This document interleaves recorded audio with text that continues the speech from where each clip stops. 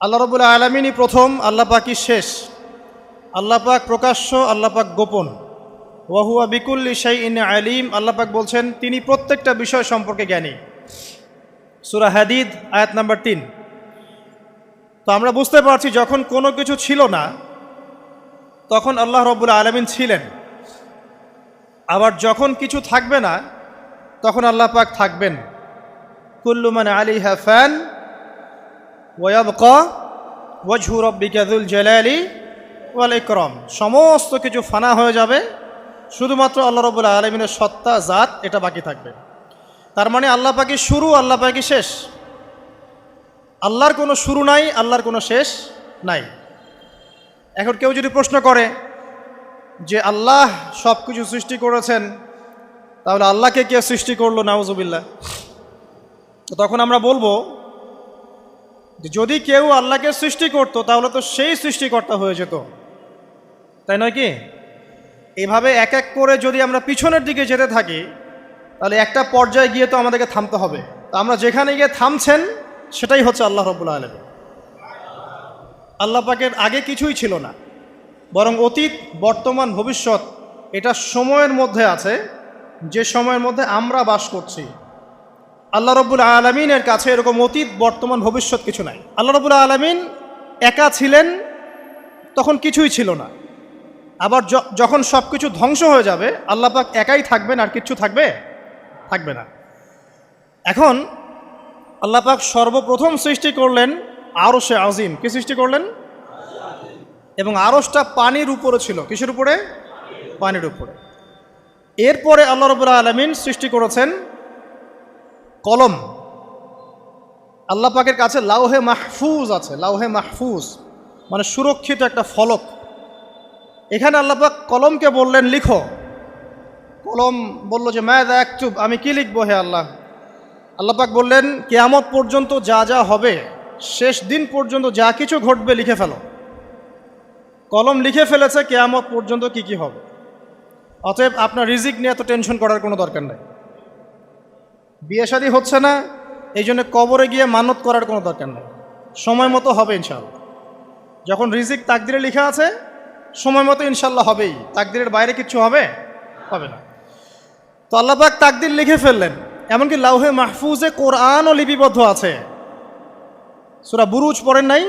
বাল হুয়া কুরআনুম মাজিদ ফি লাউহিম মাহফুজ। লাউহে মাহফুজ থেকে কোরআন মাজিদ নাজিল করা হয়েছে প্রথম আসমানে। এরপর প্রথম আসমান থেকে আস্তে আস্তে ধাপে ধাপে বিভিন্ন ঘটনার পালাক্রমে রাসূলুল্লাহ সাল্লাল্লাহু আলাইহি ওয়াসাল্লামের কলবের মধ্যে জিবরাইল আলাইহিস সালামের মারফতে ওহী করা হয়েছে। এই হলো কোরআন, যেটা নাজিল হতে সময় লেগেছে 23 বছর। তো লাউহে মাহফুজ আল্লাহ রাব্বুল আলামিন সব লিখে ফেললেন। এভাবে 6 দিন, আল্লাহ পাকের হিসেবে 6 দিন কত লম্বা আল্লাহ ভালো জানেন। 6 দিনে আল্লাহ রাব্বুল আলামিন এরপর সৃষ্টি করলেন পুরো মহাবিশ্ব। পুরো মহাবিশ্ব বলতে আমি শুধু পৃথিবীর সৌরজগৎ বোঝাচ্ছি না। এই মঙ্গল, বুধ, শনি, বৃহস্পতি এইটুক না, এরকম হাজার হাজার সৌরজগৎ মিলে একটা গ্যালাক্সি হয়, আর হাজারটা গ্যালাক্সি মিলে গিয়ে একটা আসমান হচ্ছে, মহাকাশের একটা ছায়াপথ আসমান হচ্ছে। তো এরকম 7টা আসমান বা 7টা মহাবিশ্ব আল্লাহ পাক সৃষ্টি করলেন মাত্র 6 দিনে। কয় দিনে? ফি সিত্তাতি আইয়াম। 6 দিন আল্লাহ পাক সৃষ্টি করলেন। এরপর আল্লাহ রাব্বুল আলামিন প্রত্যেক মহাকাশে তার যার যার কাজ সেটা দিলেন। যেখানে যেখানে মাখলুক সৃষ্টি করা আল্লাহ পাক করলেন। আল্লাহ রাব্বুল আলামিন মালায়েকা সৃষ্টি করলেন নূর দিয়ে। কি দিয়ে? আলো দিয়ে। আলোর মধ্য দিয়ে আল্লাহ রাব্বুল আলামিন ফেরেশতা সৃষ্টি করলেন। আল্লাহ পাক জিন সৃষ্টি করলেন। জিন কি দিয়ে? আগুন দিয়ে। একদম যেটা উত্তপ্ত আগুন, লাল আগুন, সেই আগুন দিয়ে আল্লাহ পাক জিন জাতিকে সৃষ্টি করলেন।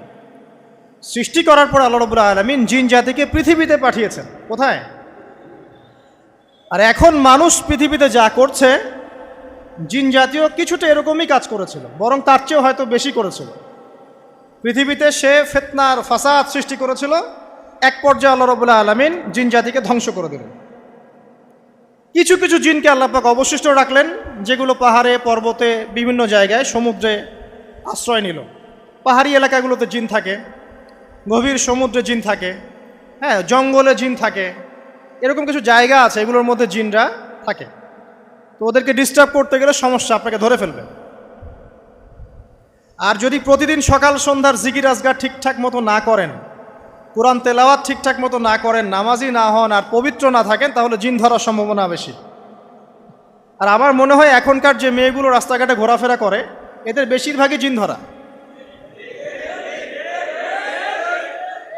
কারণ আছে, এমনি এমনি বলি নাই। এটা আপনাকে বুঝতে হলে আল্লাহ এবং তার রাসূলের চোখ দিয়ে দেখতে হবে তো। কারণ তাদের চালচলন স্বাভাবিক না, কিছু একটা ওদের উপর ভর করেছে। ওই ভরটা করার কারণে তার চালচলন আজকে এমন হয়ে গেছে। এবং বহু মেয়ের ঘটনা এমন শোনা যায় যে সরাসরি তারা জিন দ্বারা ইফেক্টেড হয়। দেখেন না, রুকিয়া করতে হয়, শরীয়ীভাবে রুকিয়া করতে হয়।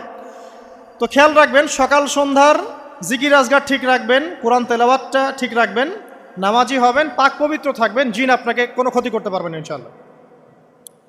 জিনরা কিন্তু রাসূল সাল্লাল্লাহু আলাইহি ওয়াসাল্লামেরও ক্ষতি করার চেষ্টা করেছিল।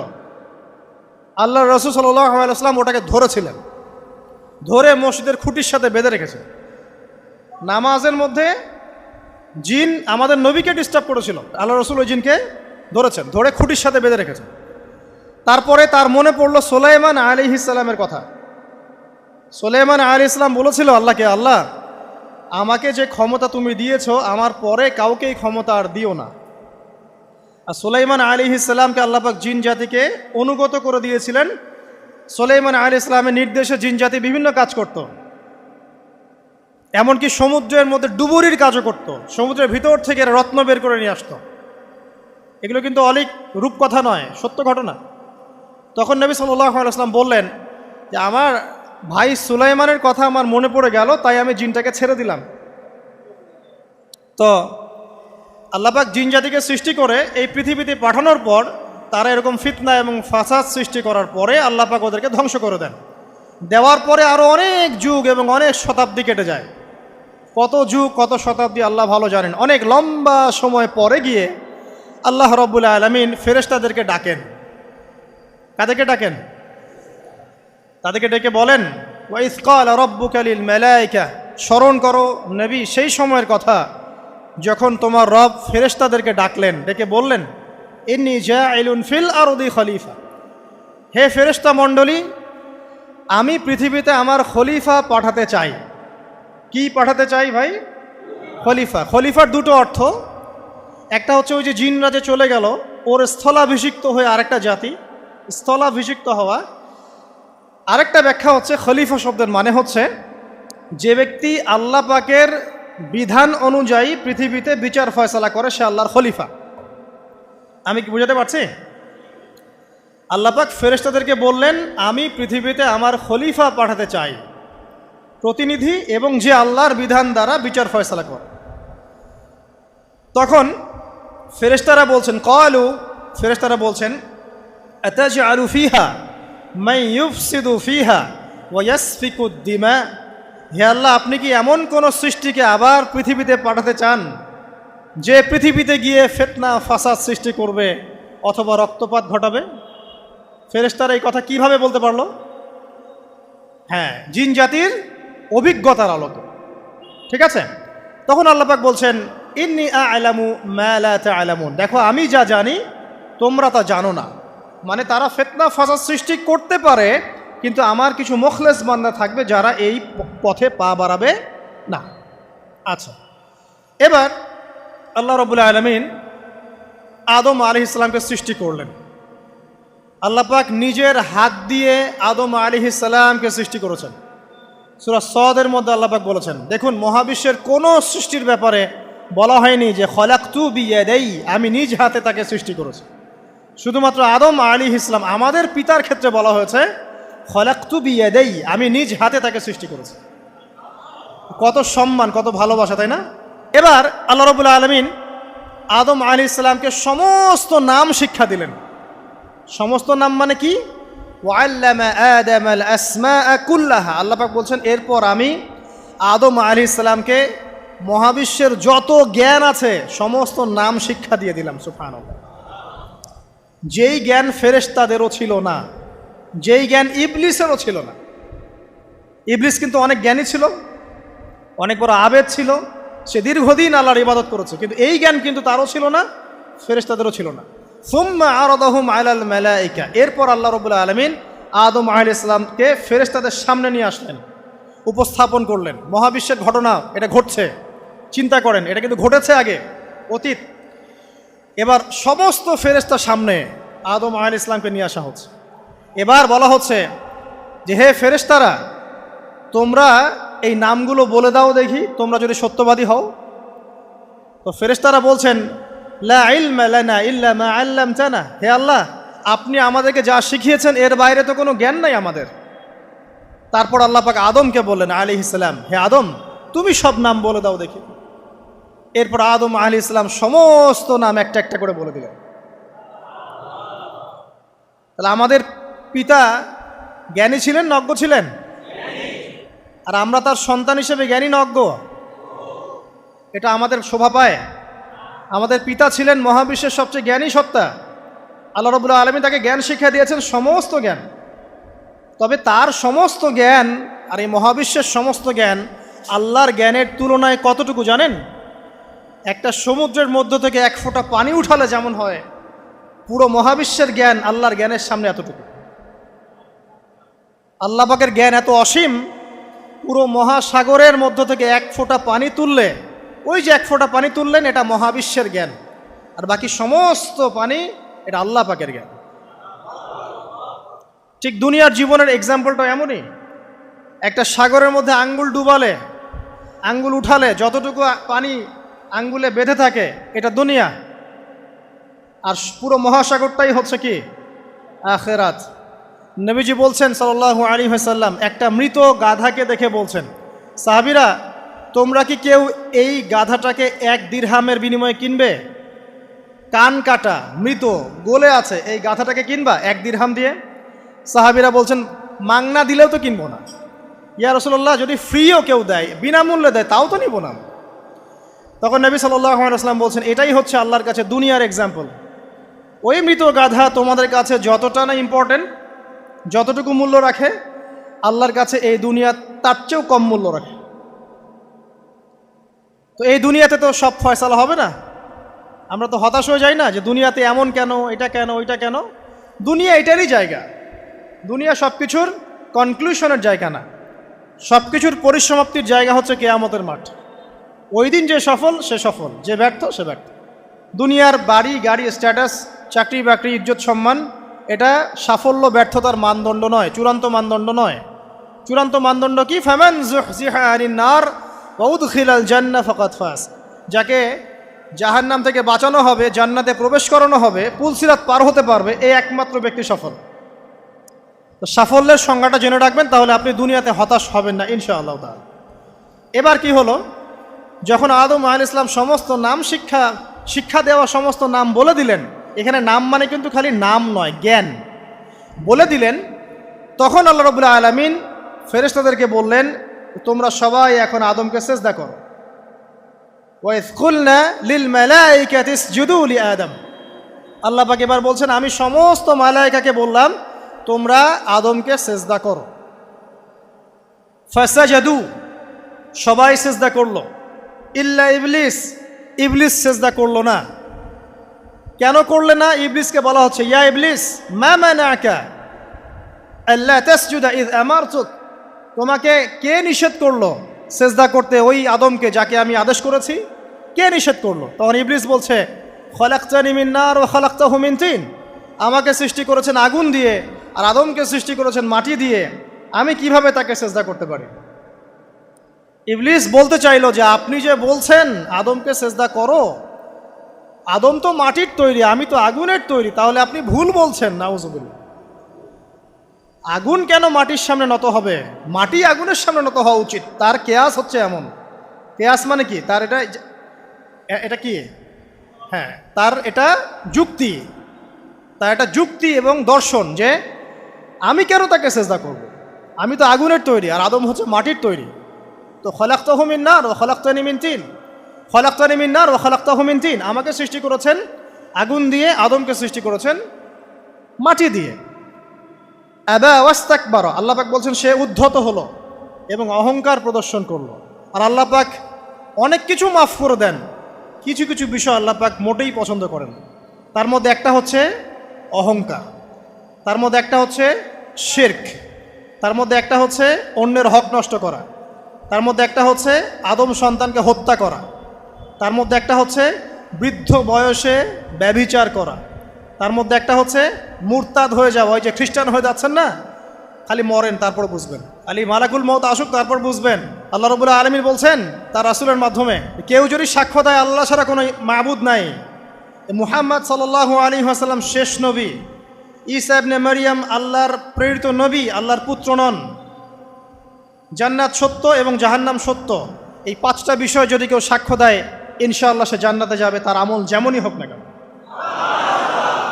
টাকার বিনিময়ে, চাকরির বিনিময়ে, সমাজসেবার নামে আর চিকিৎসার নামে ইমান বিক্রি করে ফেললেন, সুবহানাল্লাহ সুবহানাল্লাহ। তোমাদের এই পৃথিবীতে বেঁচে থাকার চাইতে মাটির তলে চলে যাওয়া ভালো।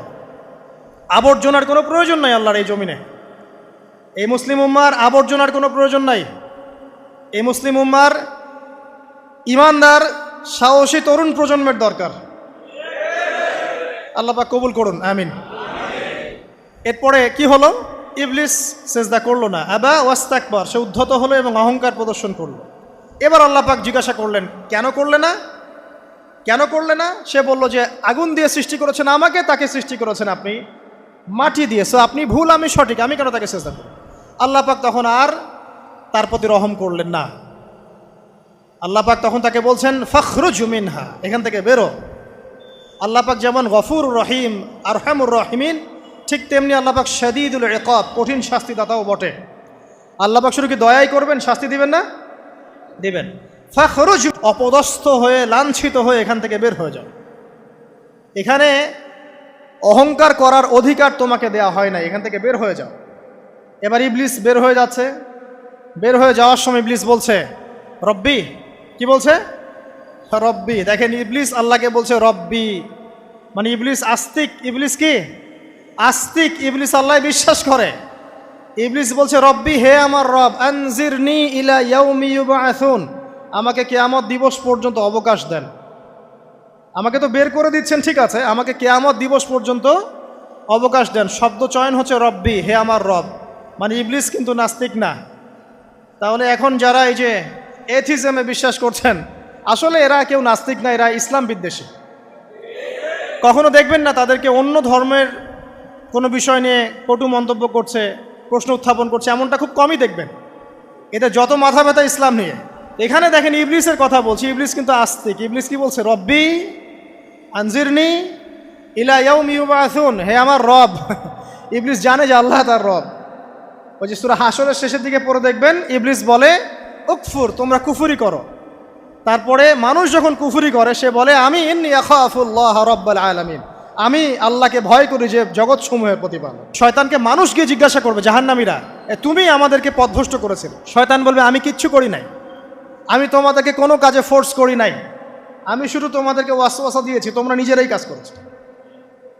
ফালা তালুমুনি ওয়ালুমু আনফুসাকুম, সূরা ইব্রাহিম পড়ে দেখেন। শয়তান বলবে তোমরা আমাকে লানত করো না, নিজেদেরকেই লানত করো, আমি তো তোমাদেরকে বাধ্য করে কাজ করাই নাই, তোমরা নিজেরাই করেছো এই কাজগুলো। আসুন সামনে যাই। এবার আল্লাহ পাক যখন ইবলিসকে বের করে দিলেন, সে বলছে আমাকে কিয়ামত পর্যন্ত অবকাশ দিন। কিয়ামত পর্যন্ত অবকাশ নিয়ে ইবলিস কি করবে? উত্তর, ইবলিস বলছে ফাবিমা আগওয়াইতানি, হে আল্লাহ, যে কারণে বা যে আদমের কারণে আপনি আমাকে এখান থেকে বের করে দিলেন, লাআকউদান্না লাহুম সিরাতাকাল মুস্তাকিম, আমি সে আদম সন্তানের সরল পথে ওত পেতে বসে থাকব। শয়তানের কথা কি মনে থাকবে যুবক ভাইরা? শয়তানের চ্যালেঞ্জ কি? আমি আদম সন্তানের সরল পথে ওত পেতে বসে থাকবো, মানে আমার আপনার সবার পথে সে ওত পেতে বসে আছে। এটা যদি মাথায় থাকে তাহলে জীবনে চলা সহজ হয় না? আচ্ছা, আর কি করব? সুম্মা লাআতিয়ান্না মিন বাইনি আইদিহিম, শুধু বসেই থাকবো না, আমি আসবো তাদের সামন থেকে, ওয়া মিন খালফিহিম, তাদের পিছন থেকে, ওয়া আন আইমানিহিম, তাদের ডান দিক থেকে, ওয়া আন শামাইলিহিম, তাদের বাম দিক থেকে, ওয়ালা তাজিদু আকসারাহুম শাকিরিন, হে আল্লাহ, আপনি বেশিরভাগ আদম সন্তানকে শুকরগুজার পাবেন না।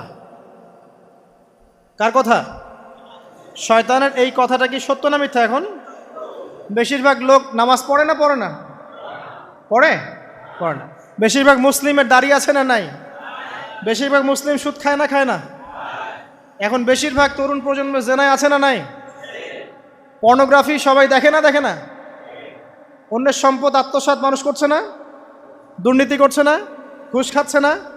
ইসলামের বিধান 100% পালন করে কত পার্সেন্ট মানুষ? খুব কম। আচ্ছা বাদ দেন এত বড় বড় কথা, শুধু কোরআনুল কারীম তেলাওয়াত করতে পারে কতজন মানুষ? বলি না আমরা 90% মুসলিমের বাংলাদেশ, তো 90% মুসলিমের বাংলাদেশে কত ভাগ মুসলিম কোরআন তেলাওয়াত করতে পারে? একটা শুমারি করে দেখেন, কোরআন শুমারি। এটা কোরআন শুমারি করে দেখেন যে কত পার্সেন্ট মুসলিম শুদ্ধ করে কোরআন পড়তে পারে। যারা পড়তে জানে তাদেরও পড়া যে কত ভুল আছে, আলেম ওলামার কাছে গেলে বুঝতে পারবেন। আর এই ভুলের কারণে যে অর্থ কত পরিবর্তন হচ্ছে আপনি তো জানেনই না। তো এই যে শয়তান বলেছে ওয়ালা তাজিদু আকসারাহুম শাকিরিন, আপনি বেশিরভাগকেই শুকরগুজার পাবেন। তো কথা সত্য না মিথ্যা? দেখেন, ও কিন্তু তার মিশনের মধ্যে ঠিকই আছে। কথা যে সত্য তার প্রমাণ সহিহ বুখারীর একটা হাদিস, যেটা 4 বার এসেছে বুখারীর মধ্যে, যে আদম আলাইহিস সালামকে ডাকা হবে কিয়ামতের মাঠে, ডেকে বলা হবে তোমার সন্তানদের মধ্য থেকে জাহান্নামীদেরকে আলাদা করে দাও। আদম আলাইহিস সালাম বলবেন কতজনকে আলাদা করে দিব? আল্লাহ পাক বলবেন প্রতি 1099 জনকে জাহান্নামের জন্য আলাদা করে দাও। শয়তানের কথা ঠিক না বেঠিক? এবার আল্লাহ রাব্বুল আলামিন তাকে বের করে দিলেন। ইবলিস এবার বের হয়ে গেল, চ্যালেঞ্জও করলো। এবার আল্লাহ পাক আদম আলাইহিস সালামকে ডেকে বলছে ইয়া আদম, এবার আদম আলাইহিস সালামের এই যে পাজর মানে বুকের পাজর, এখান থেকে তার সঙ্গিনীকে সৃষ্টি করা হলো। কারণ আদম আলাইহিস সালাম একাকী ছিলেন, একা কি থাকা যায়? একা থাকতে কষ্ট হয় না? একজন জীবন সঙ্গী লাগে না? তো আদম আলাইহিস সালামের এই বাম পাজরের হাড় থেকে হাওয়া আলাইহিস সালামকে সৃষ্টি করা হলো। সৃষ্টি করার পর আরও একটা ঘটনা আছে যে আল্লাহ রাব্বুল আলামিন আদম আলাইহিস সালামের পিঠের যে অংশটুকু আছে, এই অংশটুকু থেকে আগামীতে যত আদম সন্তান আসবে সবাইকে ছোট ছোট পিঁপড়ার আকৃতিতে সামনে নিয়ে দেখালেন। সুবহানাল্লাহ। যত আদম সন্তান আসবে আল্লাহ পাক সবাইকে আদমের সামনে দেখালেন এবং বললেন এই যে শুভ্র অংশ যারা, মানে সাদা অংশ যারা, তারা তোমার সন্তানদের মধ্য থেকে সবাই জান্নাতি। আর তোমার এই যে বাম পাশে যেগুলো কালো কালো ছোট ছোট আকৃতি দেখছো, এগুলো সব তোমার সন্তানদের মধ্য থেকে জাহান্নামী। আমরা দোয়া করি আমরা তাদের অন্তর্ভুক্ত না হই। এবার আল্লাহ পাক সবাইকে বললেন, সূরা আরাফের মধ্যে আসছে 182 নম্বর আয়াতে মনে হয়, আল্লাহ পাক বলেন আলাস্তু বিরব্বিকুম, হে আদমের সন্তানরা আমি কি তোমার রব নই? আমি কি তোমাদের রব নই? আলাস্তু বিরব্বিকুম, আমি কি তোমাদের রব নই? আলাস্তু বিরব্বিকুম, আমি কি তোমাদের রব নই? আমরা সবাই তখন বলেছিলাম বালা ইয়া রব্বি, অবশ্যই আপনি আমাদের রব। আমরা এখন ভুলে গেছি না? আমরা সবাই এই সাক্ষী দিয়ে আসছি রুহের জগতে। আর রুহের জগৎ বলে একটা জগৎ আছে, অনেক জগৎ আছে। রুহের জগৎ একটা, দুনিয়ার জগৎ একটা, জিন জাতির জগৎ আলাদা, বারজাখ পরকালে যে কবরে রাখার পরে বারজাখের জগৎ একটা, আর দারুল করার যেটা হবে একদম জান্নাত জাহান্নাম, ওটা আরেকটা জগৎ। এই যে মহাবিশ্ব যে সম্প্রসারিত হচ্ছে, এক এক গ্যালাক্সিতে এক একটা জগৎ না, এরকম বহু জগৎ আছে। রুহের জগতে আমরা এই ওয়াদা আল্লাহর কাছে করে এসেছি। এটাকে আহদে আলাস্তু বলে। কি বলে? আহদে আলাস্তু, মানে আলাস্তু বি রব্বিকুম, আমি কি তোমাদের রব নই? আমরা বলেছিলাম হ্যাঁ আপনি আমাদের রব। একটা মজার কথা আছে এখানে, যখন আদম আলাইহিস সালাম দেখছিলেন তার সন্তানদেরকে সাদা সাদা আকৃতি ছোট ছোট, এর মধ্যে একটা সন্তানকে দেখে, একজন সন্তানকে দেখে তার প্রচণ্ড ভালো লেগেছিল এবং তিনি অত্যন্ত সুদর্শন ছিলেন। তাকে দেখে তার প্রচণ্ড রকম ভালো লেগেছিল। আল্লাহ পাককে তিনি জিজ্ঞাসা করলেন, হে আল্লাহ, আমার সন্তানদের মধ্যে একে, এই সুন্দর সন্তান কে? আল্লাহ পাক বললেন সে হচ্ছে তোমার সন্তান দাউদ। কি নাম? দাউদ আলাইহিস সালাম। আর আপনাকে বলে রাখি, আদম আলাইহিস সালামের ব্যাপারে যেমন আল্লাহ পাক বলেছেন আদম আমার খলিফা, ঠিক দাউদ আলাইহিস সালাম সম্পর্কেও আল্লাহ পাক বলেছেন দাউদ আমার খলিফা। বুঝতে পারলেন? কোথায় আছে? সূরা সদ পড়ে দেখেন। ঠিক আদম আলাইহিস সালাম সম্পর্কে আল্লাহ পাক বলেছেন না যে আমি পৃথিবীতে খলিফা পাঠাচ্ছি, ঠিক দাউদ আলাইহিস সালাম সম্পর্কেও আল্লাহ পাক বলেছেন দাউদ আমার খলিফা। ইয়া দাউদ ইন্না জাআলনাকা খলিফাতান ফিল আরদ ফাহকুম বাইনান নাসি বিল হক ওয়া লা তাত্তাবি'ল হাওয়া। আয়াতটা পড়ে দেখবেন, ওইদিকে আমি পরে আসছি। তো ওই সন্তানকে দেখে তার এত ভালো লাগলো, আল্লাহর কাছে তিনি জিজ্ঞাসা করছেন, হে আল্লাহ আমার এই সন্তানের হায়াত কত? আল্লাহ পাক বলছেন তোমার এই সন্তানের হায়াত হচ্ছে 60 বছর। কত বছর? 60 বছর। আর আমাদের উম্মতে মুহাম্মাদের কিন্তু গড় আয়ু এরকম 60-65, এর বেশি না গড় আয়ু। তখন আদম আলাইহিস সালাম বলেন, আল্লাহ আমার হায়াত থেকে তাকে 40 বছর দিয়ে দাও, আমার হায়াত থেকে তাকে 40 বছর দিয়ে দাও। আল্লাহ পাক তাকে 40 বছর দিয়ে দিলেন। তাই আদম আলাইহিস সালামের 1000 বছর হায়াত হয়ে গেল 960 বছর, আর দাউদ আলাইহিস সালামের 40 বছর হায়াত হয়ে গেল 100 বছর। এখন আসেন এই জায়গায় যে আদম আলাইহিস সালাম এবং দাউদ আলাইহিস সালাম দুইজনকে আল্লাহ পাক কি বলেছেন? খলিফা। খলিফা কে? খলিফা কাকে বলে? এটা একটু শুনে নি ছোট্ট করে। সূরা সদ পড়বেন 24 কি 26 নম্বর আয়াত। আল্লাহ পাক বলছেন ইয়া দাউদ, হে দাউদ খলিফার কাজ কি এটা শোনেন। হে দাউদ ইন্না জাআলনাকা খলিফাতান ফিল আরদ, নিশ্চয়ই আমি আল্লাহ তোমাকে পৃথিবীতে খলিফা করেছি। কি করেছি? খলিফা করেছি। তোমার কাজ কি? ফাহকুম বাইনান নাসি বিল হক, মানুষের মাঝে আল্লাহর বিধান দ্বারা হকের মানদণ্ডে বিচার ফয়সালা করবে। তাহলে আল্লাহর খলিফার দায়িত্ব কি? আল্লাহর বিধান দ্বারা বিচার ফয়সালা করা। ওয়ালা তাত্তাবি'ল হাওয়া, তুমি নিজের প্রবৃত্তির অনুসরণ করবে না।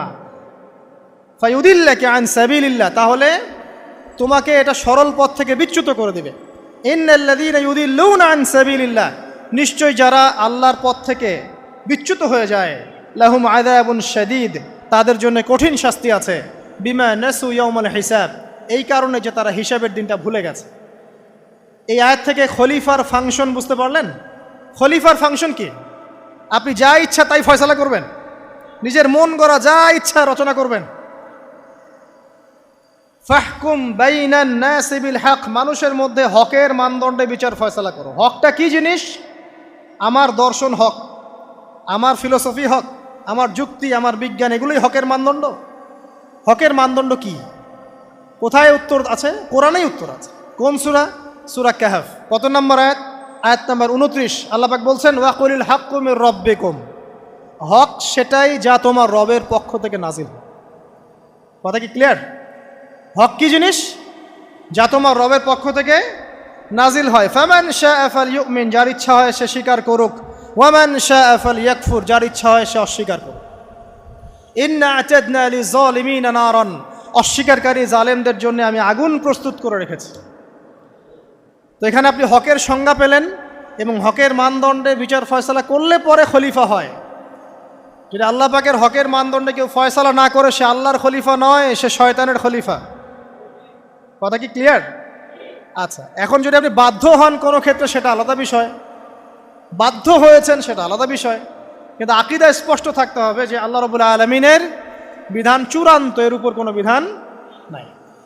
এখন আপনি আদম এবং দাউদ আলাইহিস সালামের মধ্যে একটা সম্পর্ক বুঝতে পারলেন। এবার আল্লাহ পাক আদম আলাইহিস সালামকে ডাকলেন, ডেকে বলছেন আদম এবং হাওয়া, তোমরা দুজন উসকুন আনতা ওয়া যাওজুকাল জান্নাহ, এবার তুমি আর তোমার স্ত্রী হাওয়া তোমরা জান্নাতে থাকো। ফাকুলা মিনহা রাগাদান হাইথু শি'তুমা, জান্নাতের যেখান থেকে ইচ্ছা তোমরা ফল খাও বা যা ইচ্ছা তাই করো, সব কিছু উন্মুক্ত তোমাদের জন্য জান্নাতে। একটা বিষয়, ওয়ালা তাকরাবা হাযিহিশ শাজারা, এই যে গাছটা দেখছো এই গাছের কাছেও যাবে না। এখানে শব্দ এমন না যে গাছের ফল খাবে না, শব্দ হচ্ছে এমন গাছের কাছেও যাবে না। যেমন ওয়ালা তাকরাবু জিনা, জেনা করবে না আল্লাহ পাক বলেননি, বলেছেন জেনার কাছেও যাবে না। ওয়ালা তাকরাবু মাল আল ইয়াতিম, ইয়াতিমের মাল খাবে না আল্লাহ পাক বলেন নাই, আল্লাহ বলছেন ইয়াতিমের মালের কাছেও যেও না। আমি কি বুঝাতে পারছি? এই গাছের কাছেও যেও না। এবার জান্নাতে তারা থাকতে লাগলেন। এবার ইবলিস তো আর হাল ছেড়ে দেয় নাই, সে কি বলেছিল? ডান বাম সামন পিছন সব দিক থেকে আসবে। সে এসে ওয়াসওয়াসা দেয়। কি ওয়াসওয়াসা দেয়? হে আদম হাল আদুল্লুকা, আমি কি তোমাকে বলে দিব আলা শাজারাতিল খুলদ ওয়া মুলকিন লা ইয়াবলা, হে আদম, আমি কি তোমাকে বলে দিব এমন একটা গাছের কথা, যেই গাছের ফল খেলে পরে তুমি চিরস্থায়ী জীবন লাভ করবে, কোনো দিন মারা যাবে না। এই চিরস্থায়িত্বের টোপ দিচ্ছে কে? এই চিরস্থায়ী ক্ষমতার টোপে মানুষ পথ হারাচ্ছে না পৃথিবীতে। ওয়া মুলকিন লা ইয়াবলা, এমন রাজত্ব পাবে যেই রাজত্ব কখনো ক্ষয় হবে না। চিরস্থায়িত্বের টোপ, রাজত্বের টোপ, এই দুটোই হচ্ছে পৃথিবীতে মানুষকে পথভ্রষ্ট করার শয়তানের অস্ত্র। কথা মনে বুঝতে পারেন না? আমার মাথার উপর দিয়ে আছে, বুঝতে পারবেন ইনশাআল্লাহ। তো টোপ দিচ্ছে দুইটা, হাল আদুল্লুকা আলা শাজারাতিল খুলদ ওয়া মুলকিন লা ইয়াবলা। করতে করতে করতে করতে একদিন সত্যি সত্যি আমাদের পিতামাতা সেই গাছের কাছে চলে গেলেন। যখনই চলে গেলেন, ফালাম্মা যাকা শাজারা, যখন তারা গাছের কাছে চলে গেলেন, বাদাত লাহুমা সাওআতিহিমা, তাদের পরনে যে জান্নাতি কাপড় ছিল ধাপাস করে খুলে পড়ে গেল। ইন্না লিল্লাহি ওয়া ইন্না ইলাইহি রাজিউন। আমাদের পিতামাতাকে পুরো মহাবিশ্বে ফেরেশতাদের সামনে জান্নাতে নগ্ন করে দিল ইবলিস। আমি মনে বুঝাতে ব্যর্থ হচ্ছি। আমাদের পিতামাতাকে জান্নাতে ফেরেশতাদের সামনে, সবার সামনে নগ্ন করে কাপড় খুলে ফেললো কে? ইবলিস। তো এখন যে কাপড় খোলার সংস্কৃতি চলছে, কারা এরা? ওরা জিন শয়তান, এগুলো মানুষ শয়তান। শয়তান দুই প্রকার, মিনাল জিন্নাতি ওয়ান নাস, জিন শয়তান আর মানুষ শয়তান। ওই জিন শয়তান এদেরকে ওয়াসওয়াসা দিয়ে দিয়ে নগ্ন করেছে। এরা এখন নগ্নতার আন্দোলন শুরু করেছে, এবং আমি জানি কয়দিন পর এটা বিকিনি পরেও ঘুরবে। অবাক হচ্ছেন? কিয়ামতের আলামতের মধ্যে অন্যতম হচ্ছে মানুষ রাস্তার ধারে ধারে জেনা করবে, রাস্তার মোড়ে মোড়ে জেনা হবে।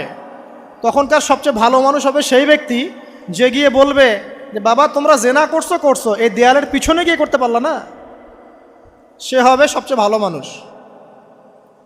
তো এই যে কাপড় খোলার সংস্কৃতি শুরু হয়েছে, এটা কার সংস্কৃতি? বাদাত লাহুমা সাওআতিহিমা। আল্লাহ পাক আরো বলছেন, ইয়া বানি আদম, হে আদম সন্তান, লা ইয়াফতিনান্নাকুমুশ শাইতান, শয়তান যেন তোমাদেরকে ফিতনায় ফেলতে না পারে। কামা আখরাজা আবাওয়াইকুম মিনাল জান্নাহ, ঠিক যেভাবে শয়তান তোমাদের পিতা মাতাকে জান্নাত থেকে বের করে দিয়েছিল। আর কি করেছিল? কামা আখরাজা আবাওয়াইকুম মিনাল জান্নাহ ইয়ানজিউ আনহুমা লিবাসাহুমা, শয়তান তোমাদের পিতা মাতার লেবাস পোশাক খুলে ফেলেছিল। ঠিক এভাবেই যেন পৃথিবীতে শয়তান তোমাদেরকে ফিতনায় ফেলতে না পারে, আল্লাহ পাক সতর্ক করছেন। এখন কি বুঝতে পারছেন? এই নগ্নতার যে 6 লাভ, নগ্নতা, অশ্লীলতা, পর্নোগ্রাফি, বেহায়াপনা, ফ্রি মিক্সিং, নারীদেরকে নগ্ন করে রাস্তায় বের করে নিয়ে আসা, এগুলো কার এজেন্ডা? শয়তানের এজেন্ডা। এর উপর কোনো কথা নাই, কারণ কোরআনের উপর কোনো সত্য নাই। এগুলোর উপরে কোনো কথা হবে না, বিকজ কোরআনের উপর কোনো সত্য নাই। আছে? নাই। কোরআনে আল্লাহ পাক বলেছেন যে শয়তান ফিতনায় ফেলেছিল, ইয়ানজিউ আনহুমা লিবাসাহুমা, শয়তান তোমাদের পিতামাতার লেবাস খুলে ফেলে দিয়েছিল। ওয়া তাফিকা ইয়াখতিফানি আলাইহিমা মিন ওয়ারাকিল জান্নাহ, তখন আমাদের পিতামাতা জান্নাতের গাছের যে এই যে পাতাগুলো আছে এগুলো ছিঁড়ে ছিঁড়ে লজ্জাস্থান ঢাকতে লাগলেন। ইন্না লিল্লাহ। আমাদের পিতামাতার কি দুর্দশা হয়েছিল, আমাদের পিতামাতার কি দুর্দশা, কি লজ্জা হয়েছিল তখন। চিন্তা করে দেখেন, শয়তান কাপড় খুলে ফেলে দিয়েছে। আর আমাদের পিতামাতা, আমাদের মা, আমাদের বাবা জান্নাতের এই যে পাতাগুলো ছিঁড়ে ছিঁড়ে গায়ের লজ্জাস্থান ঢাকা শুরু করেছেন। কি পরিমাণ লজ্জা চিন্তা করেন। আপনাকে যদি এখানে কেউ নগ্ন করে ফেলে এবং আপনি যদি না চান বিষয়টা, সবাই জোর করে আপনার কাপড় খুলে ফেলে, আপনার কেমন লাগবে? কেমন লাগবে? এই ঘটনা ঘটেছে মহাবিশ্বে, শয়তান ঘটিয়েছে। এরপর আল্লাহ পাক ডাকলেন, ডেকে বলছেন, ইয়া আদম, হে আদম, আলাম আনহাকুমা আন তিলকুমা শাজারা, হে আদম, আমি কি তোমাদেরকে দুজনকে নিষেধ করি নাই যে গাছের কাছে যাবে না? আমি কি তোমাদের দুইজনকে নিষেধ করি নাই যে তোমরা গাছের কাছে যাবে না? তখন আদম আলাইহিস সালাম বুঝতে পারলেন যে তারা একটা বড় ভুল করে ফেলেছে। তারপর আল্লাহ রাব্বুল আলামিন দয়া পরবশ হয়ে আদম এবং হাওয়া আলাইহিস সালামকে কালিমা শিক্ষা দিলেন, তওবার কালিমা, যেই কালিমা দিয়ে তারা তওবা করতে পারেন। সেই কালিমা হচ্ছে রব্বানা যালামনা আনফুসানা ওয়া ইল্লাম তাগফির লানা ওয়া তারহামনা লানাকুনান্না মিনাল খাসিরিন। এই দোয়া শিখে নিয়ে আদম এবং হাওয়া আলাইহিস সালাম তওবা করলেন। আল্লাহ পাক তাদের তওবা কবুল করে মাফ করে দিলেন। কিন্তু জান্নাতে আর থাকা হলো না। আল্লাহ পাক বলেন, কুল নাহবিতু মিনহা জামিআ, এবার তোমরা সবাই মিলে এখন পৃথিবীতে নেমে যাও। আল্লাহ মাফ করে দিলেন, কিন্তু তোমরা এখন পৃথিবীতে নেমে যাও, জান্নাতে আর থাকা হবে না। খেয়াল করে দেখেন, ইবলিসও আল্লাহর আদেশ মানে নাই। আল্লাহ বলেছেন সেজদা করো, ইবলিস কিন্তু করে নাই। আবার আমাদের পিতা আদম আলাইহিস সালামকে আল্লাহ পাক বলেছেন গাছের কাছে যেও না, তারা চলে গেছেন। দুটোই কি অবাধ্যতা নয়? তাহলে ইবলিসকে চিরস্থায়ী জাহান্নামী করা হলো, আদম সন্তানকে কেন করা হলো না? উত্তর, আদম সন্তান আদম আলাইহিস সালাম তওবা করে ফিরে এসেছে, ইবলিস আসে নাই। তাই আমাদের দ্বারা পদে পদে ভুল হবেই, তওবা করে ফিরে আসলেই গুনাহ মাফ ইনশাআল্লাহ। আর যদি ইবলিসের মতো গুনার উপর গুনাহ করতেই থাকেন আর বলেন যে আমি ঠিক কাজ করছি, তাহলে ইনশাআল্লাহ ওই যে জাহান্নাম অপেক্ষা করছে। ইবলিসকে আল্লাহ পাক বললেন যে তুমি এবং তোমার অনুসারী যারাই থাকবে সবাইকে দিয়ে লাআমলাআন্না জাহান্নামা মিনকুম আজমাইন, তোমাদের সবাইকে দিয়ে আমি জাহান্নাম পরিপূর্ণ করব, নাউযুবিল্লাহ। এবার সবাই পৃথিবীতে নেমে আসলো। পৃথিবীতে এসেই কি আল্লাহ পাক ছেড়ে দিলেন? না। আল্লাহ রাব্বুল আলামিন বলছেন কুল নাহবিতু মিনহা জামিআ, তোমরা পৃথিবীতে নেমে যাও।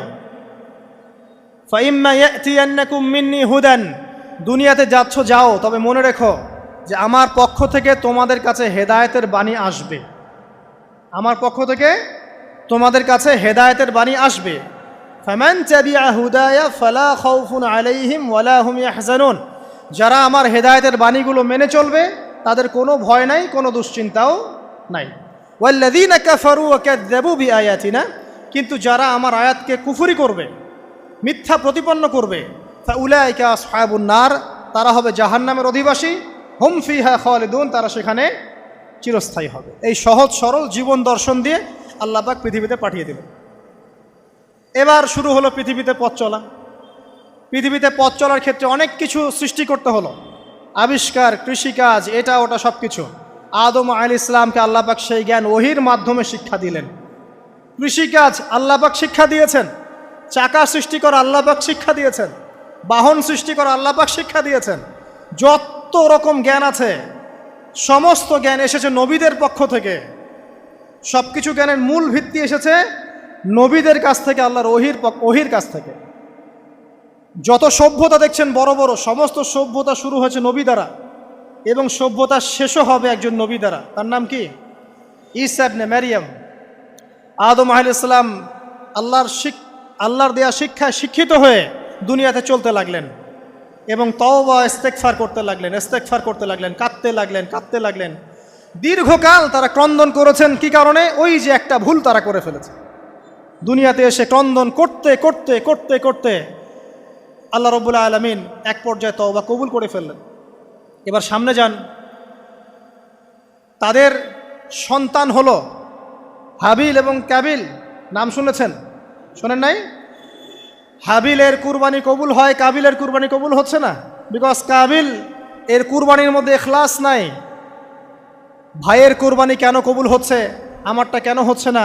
হিংসার বশবর্তী হয়ে কাবিল হাবিলকে হত্যা করে ফেললো। নবী পরিবারের সদস্য হয়েও কাবিল এরকম অন্যায় করে ফেলল। আর কি হলো? রাসূল সাল্লাল্লাহু আলাইহি সাল্লাম বলেছেন, পৃথিবীতে যত মানুষ অন্যায়ভাবে নিহত হবে, পৃথিবীতে যত মানুষ অন্যায়ভাবে খুন হবে, সমস্ত খুনের পাপের একটা অংশ কাবিলের আমলনামায় যুক্ত হবে। কারণ সেই প্রথম খুন চালু করেছে। এই যে আজকে গুনাহে জারিয়া চালু করছেন না, সুদী এনজিও, সুদী সমিতি, সিনেমা হল, এইটা ওইটা, মদের বার, যত গুনাহে জারিয়া চালু করছেন, মৃত্যু হবে, কবরে যাবেন ঠিকই, কিন্তু গুনাহ কমবে না ইনশাআল্লাহ। মনে করেন একজন নগ্ন ছবিতে অভিনয় করেছে, ঠিক আছে, এখন নাই পৃথিবীতে, বা কেউ অশ্লীল গান বাজনা করে দুনিয়া থেকে বিদায় নিয়েছে, দুনিয়াতে তার গান এখনও বাজছে, সে কবরে শুয়ে শুয়েই সেই গোনাগুলো পাচ্ছে। ঠিক আপনি যদি এখন ভালো কোনো কাজ করেন, দিনই কোনো ভালো কাজ করেন, মসজিদ হোক, মাদ্রাসা হোক, ইয়েতিমখানা হোক, বিধবাদের কোনো প্রকল্প হোক, বৃদ্ধাশ্রম হোক, মানবতার কোনো কল্যাণমূলক কাজ হোক, মৃত্যুর পরেও ইনশাল্লাহ আপনি নেকি পেতে থাকবেন। সদকায়ে জারিয়া আর গুনাহে জারিয়া ভালো করে বুঝবেন। একটা গুনাহ করে মাফ নেওয়া আলাদা বিষয়, আর গুনাহ চলতে থাকাটা আর একটা বিষয়। আল্লাহ আমাদেরকে হেফাজত করুন, আমিন। নবী পরিবার এগিয়ে গেল এবং তাদের সময়ে তারা শুধু ক্রন্দন করেছেন, ইবাদত করেছেন, আল্লাহর কাছে ইস্তেগফার করেছেন এবং ওই যে জান্নাতে ফিরে যাওয়ার জন্য তারা আপ্রাণ চেষ্টা করেছেন। এক পর্যায়ে আদম আলাইহিস সালামের বয়স যখন 960 বছর হলো, আল্লাহ রাব্বুল আলামিন তাকে ওফাত দিলেন, তার ইন্তেকাল হয়ে গেল। ইন্না লিল্লাহি ওয়া ইন্না ইলাইহি রাজিউন। এরপরেও নবী পরিবার চলতে লাগলো, চলতে চলতে পরবর্তীতে আসলেন নূহ আলাইহিস সালাম, তারপরে ইব্রাহিম, আদ জাতি, তারপর সামুদ, তারপরে শুআয়ব, কওমে মাদিয়ান, মূসা, দাউদ, সুলাইমান, ইসহাক, ইয়াকুব। নবী পরিবার চলতেই লাগলো। এক পর্যায়ে ঈসা আলাইহিস সালামের পরে মুহাম্মদ সাল্লাল্লাহু আলাইহি ওয়াসাল্লামের মধ্য দিয়ে নবীদের সিলসিলা আল্লাহ পাক শেষ করে দিলেন। এভাবেই সভ্যতা এগিয়ে গেছে, এভাবেই আমাদের পিতামাতার হাত ধরে জ্ঞান পৃথিবীতে এসেছে। এবং ওই যে শয়তানের মিথ্যা প্রলোভন, প্রতারণা, এর ফলশ্রুতিতে ওই যে আমাদের পিতামাতার গা থেকে কাপড় খুলে পড়ল, আল্লাহ পাক রাগান্বিত হয়ে সবাইকে দুনিয়াতে নামিয়ে দিলেন, ইবলিসকে চিরস্থায়ী জাহান্নামী ঘোষণা করলেন। কিন্তু আমাদের পিতামাতার ক্রন্দন, তওবা, ইস্তেগফার, আমলের বদৌলতে, আল্লাহর রহমতে আল্লাহ পাক পিতামাতাকে মাফ করে দিলেন, আলহামদুলিল্লাহ। এভাবেই মানব জাতি এগিয়ে যাচ্ছে। আজকে আমরা এই পর্যায়ে পর্যন্ত এসেছি। আদম আলাইহিস সালামের এই সংক্ষিপ্ত জীবনী থেকে আমরা কি শিখলাম?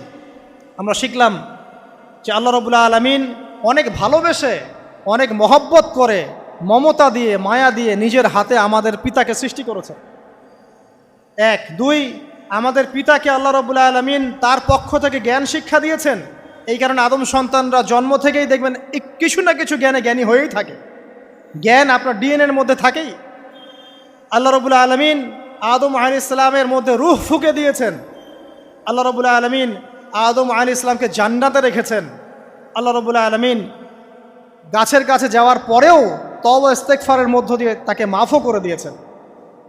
আল্লাহ রাব্বুল আলামিন আদম এবং হাওয়া আলাইহিস সালামের মধ্য দিয়ে এই পৃথিবীতে মানব জাতির সিলসিলা অব্যাহত রেখেছেন। এবং কিয়ামত পর্যন্ত যত আদম সন্তান আসবে তাদের জন্য আল্লাহ পাক তার পক্ষ থেকে হেদায়েত প্রেরণ করেছেন। এক যুগে তাওরাত এসেছে, কখনো জাবুর, কখনো ইনজিল, কখনো কোরআন। সর্বশেষ টেস্টামেন্ট হিসেবে কোরআন এসেছে। এখন যদি এই ওয়াহির বাণী, কোরআন এবং এর ব্যাখ্যা হাদিস আমরা মেনে চলি, ইনশাআল্লাহ তাআলা আমরা আবার সেই জান্নাতে ফিরে যাব যেখান থেকে আমাদেরকে নামিয়ে দেওয়া হয়েছে। আর যদি আমরা কোরআন এবং হাদিস বা আল্লাহর ওয়াহির পরোয়া না করি, এর আলোকে জীবন না গড়ি, তাহলে ওই ইবলিসের সাথেই আমাদেরকে জাহান্নামে থাকতে হবে, নাউযুবিল্লাহ। আল্লাহ রাব্বুল আলামিন আমাদের সবাইকে কোরআন এবং সুন্নাহ, আল্লাহর ওয়াহি মেনে চলার তৌফিক দান করুন এবং ইবলিসের খপ্পর থেকে আল্লাহ পাক আমাদেরকে বাঁচিয়ে রাখুন। ইবলিসের যত এজেন্ট আছে, ওদের যে দুরভিসন্ধি, ষড়যন্ত্র এবং শয়তানি ফাঁদ, এগুলো থেকে আল্লাহ পাক আমাদেরকে, আমাদের মা বোনদেরকে, আমাদের পরিবারের সদস্যদেরকে, আমাদের সমাজকে, রাষ্ট্রকে আল্লাহ পাক হেফাজত করুন, বাঁচিয়ে রাখুন, আমিন।